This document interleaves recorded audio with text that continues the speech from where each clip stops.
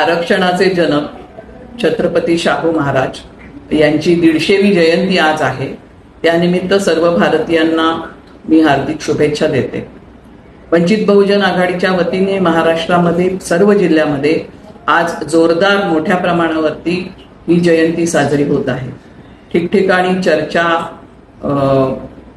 भाषणं, परिसंवाद, त्याचप्रमाणे मिरवणुका आणि चौकाचौकामध्ये फ्लेक्स आणि बॅनर लावण्याचं वंचित बहुजन आघाडीने ठरवलं आहे। त्याप्रमाणे जिल्ह्यामध्ये कार्यक्रम होत आहेत। आणि सर्वात महत्त्वाची गोष्ट म्हणजे या निमित्ताने आरक्षणाचा जो विषय आहे, जो महाराष्ट्रामध्ये आता सर्वात जास्त तापलेला आहे, या विषयावरती 11 ठराव वंचित बहुजन आघाडीने केलेले आहेत आणि ते फ्लेक्सवरती मध्यवर्ती ठिकाणी शहराच्या लावण्याचं ठरवलेलं आहे आणि त्यानुसार प्रत्येक शहराच्या ठिकाणी हे फ्लेक्स लावण्यात आलेले आहेत।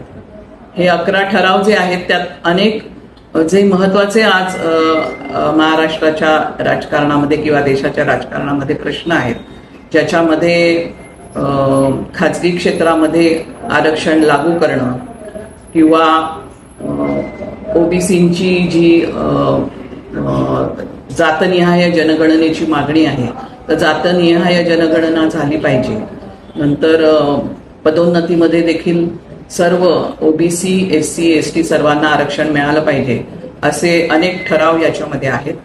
आणि आता सध्या जो महाराष्ट्रामध्ये एक वाद खूप मोठ्या प्रमाणावर आलेला आहे समोर, त्याच्यामध्ये गरीब मराठ्यांना आरक्षण देण्याचा विषय देखील आहे।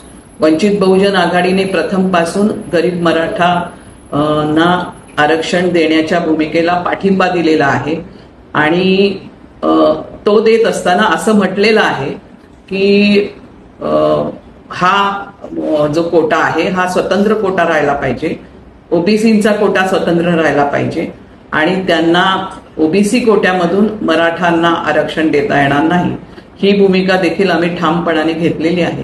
त्याच्या संदर्भाने देखील 2 महत्त्वाचे ठराव या 11 ठरावांमध्ये आम्ही मांडलेले आहेत। कारण कुणबीचं सर्टिफिकेट देण्याचा जो विषय आहे गरीब मराठ्यांना, तो कुठेतरी कायद्यामध्ये ढवळाढवळ करण्याचा प्रयत्न होतो आहे आणि अशी ढवळाढवळ होऊ नये ही भूमिका आम्ही ठरावामध्ये घेतलेली आहे। मुंबई, पुणे, नागपूर, मराठवाडा असो का विदर्भ, राजकीय, सामाजिक, शैक्षणिक क्षेत्र असो का क्रीडा, सर्वच घडामोडीचे विश्लेषण पाहायला विसरू नका। फक्त देशोन्नती न्यूजवर।